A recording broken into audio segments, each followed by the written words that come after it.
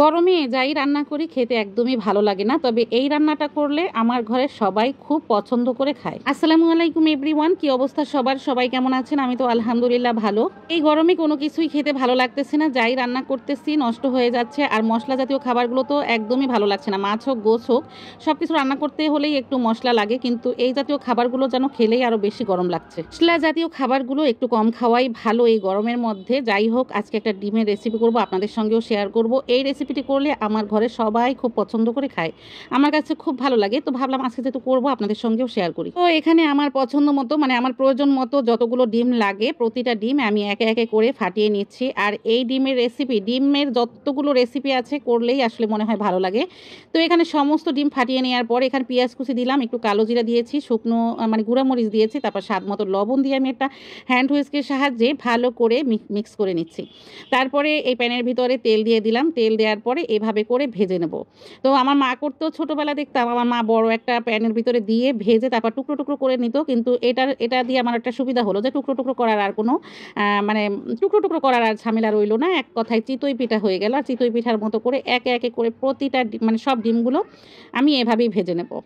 তো এই রান্নাটা করলে কিন্তু খেতে অসম্ভব ভালো লাগে আর খুবই কম মশলায় করা যায়। আসলে ডিমের রেসিপিগুলোতে মশলা খুবই কম লাগে।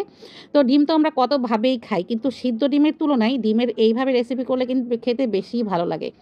যাই হোক, একে একে করে সবগুলো ভেজে নিচ্ছি। আর একটা ফাঁকিবাজিও হবে, যদি আমি ডিম সিদ্ধ করে ভুনা করতাম সেক্ষেত্রে এক একটা ডিম এক একজনে খেয়ে নিতাম। আর এখানে দেখেন কতগুলো ডিম হয়েছে এই কয়টা ডিমে।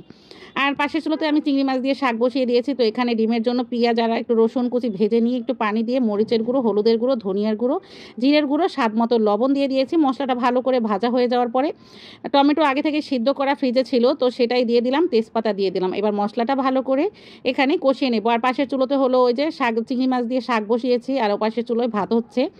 আসলে 3 চুলোতে একসঙ্গে রান্না করি। আর এখন কি বলবো, গরমের দিন তো প্রচুর গরম, চুলোর কাছে থাকতেও ভালো লাগে না।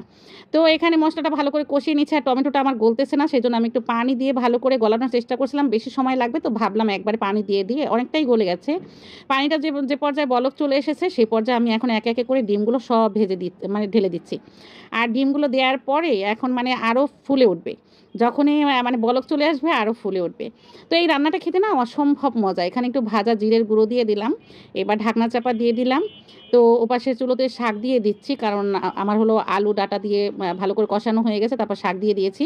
তো এই ডিম রান্নাটা খুব সহজেই হয়ে যায়, আর এটা খুব মানে হয়ে গেছে 3-4 মিনিট পরই একদম হয়ে গেছে। আর আমি চুলোটা অফ করে দিয়েছি, কারণ এদিকে আমান সোনা চলে আসছে। ও হলো 1টা বাজে আসে দুপুরের খাবার খাওয়ার জন্য। আর এর আগেই কিন্তু আমি কাঁচা টমেটো ভাজি করেছিলাম, তো সেটা শেয়ার করিনি, ওটা আছে। আর আমানকে এখন হলো ডিম দিয়ে আর কাঁচা টমেটো ভাজি দিয়ে ভাত খেতে দেবো।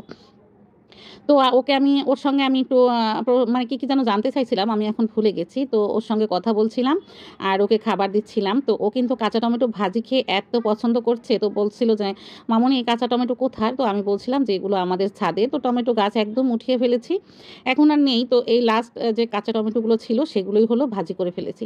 এটা খেতে অসম্ভব মজা ছিল। আর এখনও কিন্তু শাক হয় নাই, সেই জন্য আমার সোনাকে শাক দিতে পারিনি। ওর হলো আধা ঘন্টার সময়, এই আধা ঘন্টা সময়ের ভিতরে ও আসা যাওয়া করে প্লাস খায়।